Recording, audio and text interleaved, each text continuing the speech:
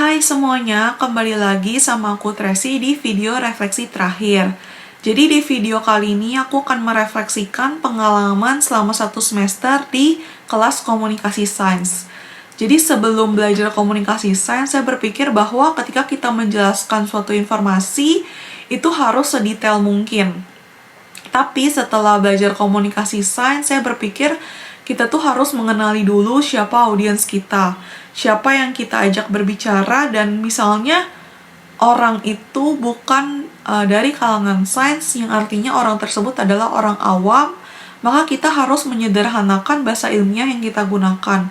Intinya kita harus meminimalkan jargon-jargon yang kita gunakan, jargon-jargon yang cuma bisa dimengerti oleh kita aja, tanpa dimengerti oleh orang lain. Dan peran saya sebagai orang yang berkecimpung di dunia sains tentunya menyebarluaskan hasil penelitian kepada masyarakat. Karena menurut saya, tugas kita sebagai peneliti itu bukan hanya melakukan penelitian, kemudian setelah itu publikasi jurnal dan berhenti sampai situ. Tapi lebih ke bagaimana hasil suatu riset itu bisa kita sebarkan ke khalayak luas.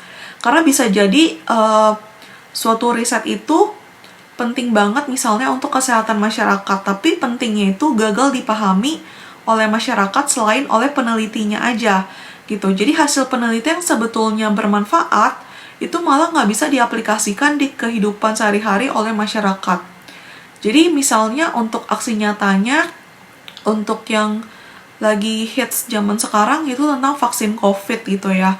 Jadi dari sudut pandang awam, sebenarnya yang mereka butuhkan tuh cuma manfaat vaksin itu apa sih sebenarnya.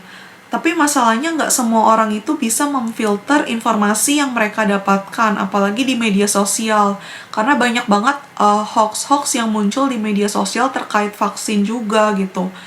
Dan masalah terkait vaksin ini juga pernah aku share di refleksi minggu 1, itu terjadi juga di keluargaku, yaitu papaku. Jadi papaku itu emang awalnya nggak mau divaksin karena dia baca berita di WhatsApp gitu ya, melalui broadcast WhatsApp yang bilang kalau vaksin itu berbahaya, dan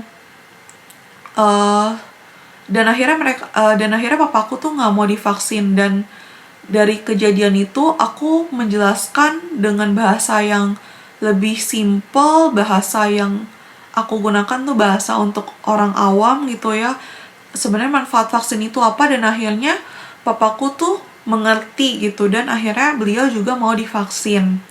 Dan menurutku itu merupakan suatu aksi nyata yang bisa kita aplikasikan juga ke orang lain terkait bukan hanya masalah vaksin gitu ya, tapi terkait hal-hal lainnya juga yang berkaitan dengan sains.